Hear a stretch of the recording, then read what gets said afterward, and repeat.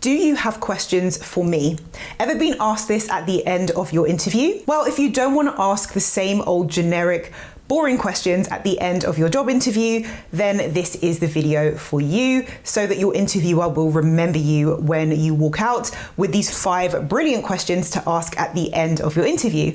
I'm Amri Celeste, your interview coach, so let's just jump in. So the easy way to remember what questions to ask is to categorize them so that you can make sure you cover the questions that will allow you to leave the impact that you intended. The first question is a probing question about the company that always has a strong reaction from the interviewer, but it does have another purpose. The interview question is, what is your favorite thing about working here, and what is the most challenging thing about working here? This has been a game changer for me and for my clients as well. So this question makes the interviewer pause. Every time they pause, they think, and sometimes while they're thinking, they laugh because they're recalling memories and good times, the people that they like, the people that make them laugh at work, the people they started with at the company that maybe have left. So they're going on a bit of a journey down memory lane, but most importantly, the question is about them. So they have been asking about you and listening to you for the entire 30 minutes, 2 hours, however long the interview is. And I'll tell you a secret for free. People love talking about themselves, so they light up and are suddenly more engaged than they were before. So why is this important?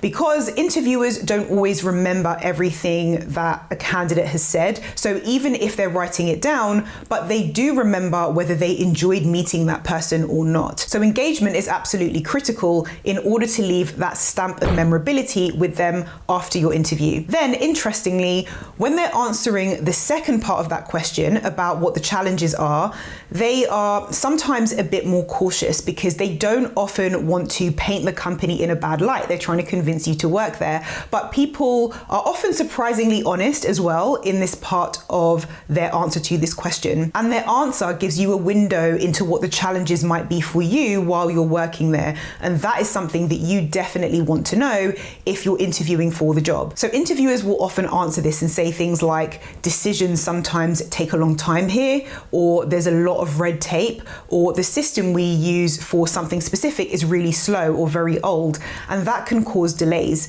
So even things like which teams they do and don't get along with and why. I've heard a lot of surprising answers in the last 20 years, and I've had lots of clients tell me about unexpected things that were revealed when they asked this question. So the next question is, based on my answers so far, do you have any doubts about my ability to do well in a role like this?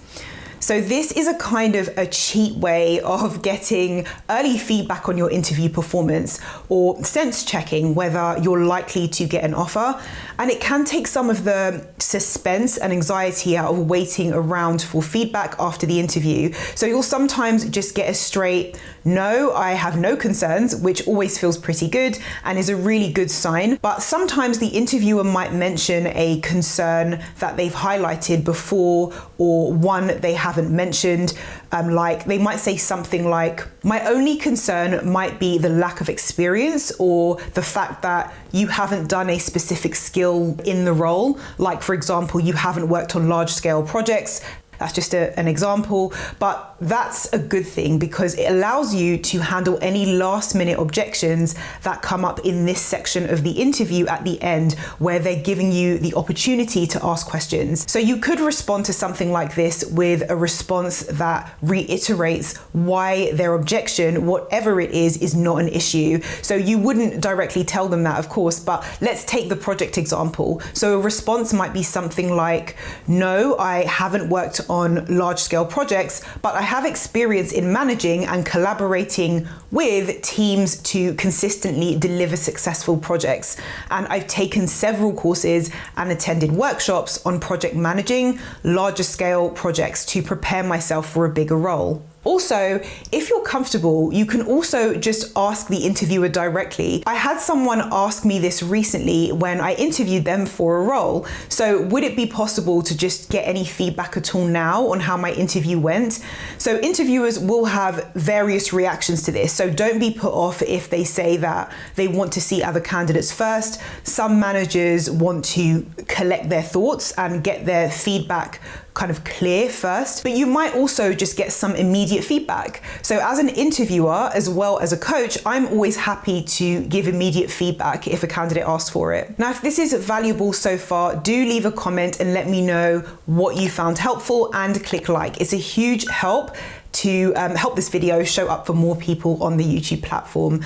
And if you are one of the many that have had amazing results recently, congratulations to every single one of you. Then you can also buy me a coffee. If you want to do that, then there is a link in the description below this video just showing you how to take those steps. The next question that really leaves an impact is, in the job description, I noticed X. For this question, you would need to be familiar with the job description before your interview. Phrasing this question in this way, where it starts with, I noticed on the job description, does three things. It shows your dedication to the interview itself. You're showing off that you prepared and you took the time to pay attention to areas of the job description before your interview, but also you're asking for detail on something specific that a candidate could only know if they knew the job description inside out. So third, it gives you more insight into specific areas of the role, which is more of a window into the day-to-day of the role and what that would be like for you. So here's an example of what this sounds like for a specific role. So this is an example job description I created for a marketing assistant. We could take this part here. So work closely with in-house or external creative agencies to design marketing materials such as brochures and adverts. And you might ask a question like, I noticed on the job description that there would be some collaboration with creative agencies. Can you tell me a bit more about a typical campaign that you might work with them on and what my involvement might be in a role like this? So this question is so hyper-specific that only someone that really wants the role and has taken the time to thoroughly pay attention to the job description is likely to ask. The next question is about the interviewer. Can you tell me a bit about your journey? What did you do before this and what made you ultimately decide to come and work here? So when you get asked, do you have any questions for us or do you have any questions for me?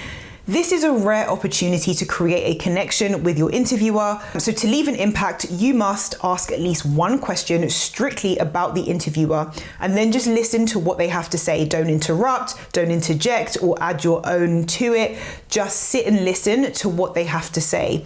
So this helps to, one, understand the person that you might be working with. Just listen to how they communicate, their body language, their story, what's important to them, what their priorities are. This also builds an emotional connection, which is critical in order to be the memorable candidate. So the interviewer will remember how they felt talking to you instead of digging into specifics around what you said. Now, this is important because this is actually the way that many interviewers make decisions anyway without realizing it. So some hiring managers will select a candidate and when asked why, there are quite a few mental gymnastics to articulate their choice. And that's sometimes because we're wired to make emotional decisions and sometimes we use logic to justify them. Next is a question about the team. If you could describe your team in 3 words, what would they be and why? So this is a key question to ask in an interview. This tells you a bit about team dynamics and how the manager views the team and how they work together, as well as working culture and the environment. It's important if you are going into a role that does work in a team as opposed to one that is a standalone role. So one powerful bonus question is about the company. So this one is very similar to the question about the job description. It shows that you prepared and that you're paying close attention to specifics about the company that you're supposed to be excited about working for. So instead of I noticed on the job description, this one is I noticed on the website or company LinkedIn page. The question is, I was looking through the company values on your website and I noticed X. As it's quite unique, I wondered what inspired this. So this does the same thing as question 3, where you ask a specific question about the role, except in this one, it shows how in-depth you went in your company research. So these are the types of questions to ask an interviewer. So this works great with companies that have unusual values. So the common ones are things like integrity, passion, purpose, but more modern companies take a more unique approach. So Amazon is a great example. One of their values are right a lot. Really unusual. So you can pick at values that are out of the norm to learn more and show off your interest levels at the same time. So Lululemon is another one. So one of theirs is entrepreneurial spirit, which is really specific. So you could dig more on that. One last pro tip to elevate your interview success is to subscribe to this channel, leave a comment and a like if you haven't already, and I will see you in the next video.